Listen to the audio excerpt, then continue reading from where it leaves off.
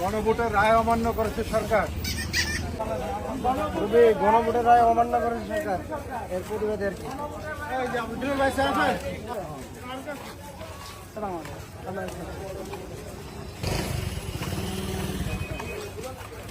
সম্মানিত দেশবাসী, আপনারা ইতিমধ্যে অবগত হয়েছেন জুলাই সনদের 133টি আর্টিকেলের উপর ঐক্যমত্য কমিশন দীর্ঘদিন আলাপ আলোচনার ভিত্তিতে একটি জাতীয় নির্বাচনের সাথে সাথে একটি গণভোট হার পক্ষে একটি নির্বাচন আয়োজন করা হয়েছিল।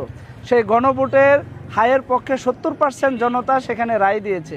কিন্তু বর্তমান সরকার সকল কিছু ভুলে গিয়ে, সংসদে তাদের মেজরিটি থাকার কারণে তারা সকল কিছু ভুলে গিয়ে 20টি অধ্যাদেশ তারা একদম বাতিল করে দিয়েছে।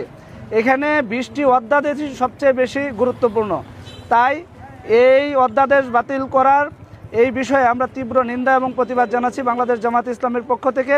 এবং দেশবাসী সোচ্চার আছে, দেশবাসী 70% মানুষ যারা হায়ের পক্ষে অবস্থান নিয়েছিল তারা এই দেশকে সঠিকভাবে পরিচালনা করার জন্য তাদের এই অবস্থান তারা ঠিক রাখবে। সাথে সাথে আমরা বাংলাদেশ জামাত ইসলামী সবসময় সবার আগে বাংলাদেশকে আমরা প্রাধান্য দিয়ে থাকি, দেশকে আমরা বেশি ভালোবাসি। আমরা এই 20টি অধ্যাদেশ বাস্তবায়ন না হওয়া পর্যন্ত আমাদের এই আন্দোলন চলবে। যদি এই 20টি অধ্যাদেশ বাস্তবায়ন না করা হয় তাহলে 2000 ছাত্র জনতার শাহাদাত এবং লক্ষ ছাত্র জনতার আহত পঙ্গুত্ববরণ, তাদের সাথে একটি সরাসরি বেইমানি এবং গাদ্দারি করছে সরকার।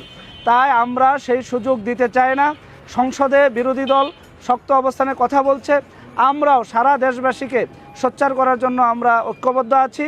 আমরা চাই দেশের মানুষ বিজয়ী হোক, 70% হা ভোট 52%-এর কাছে বিজয়ী হোক। সেজন্য আমরা দেশবাসীকে আহ্বান জানাচ্ছি, আসুন আমাদের এই দেশ ঠিক করার জন্য, আমাদের এই দেশকে সঠিক ট্র্যাকে পরিচালনা করার জন্য এই 20টি অধ্যাদেশ অনেক বেশি গুরুত্বপূর্ণ। এবং গণভোটের হায়ের পক্ষে যারা রায় দিয়েছিলেন, আপনাদের অধিকারটা আপনারা বুঝে নেবেন। আমরা আপনাদের সাথে আছি।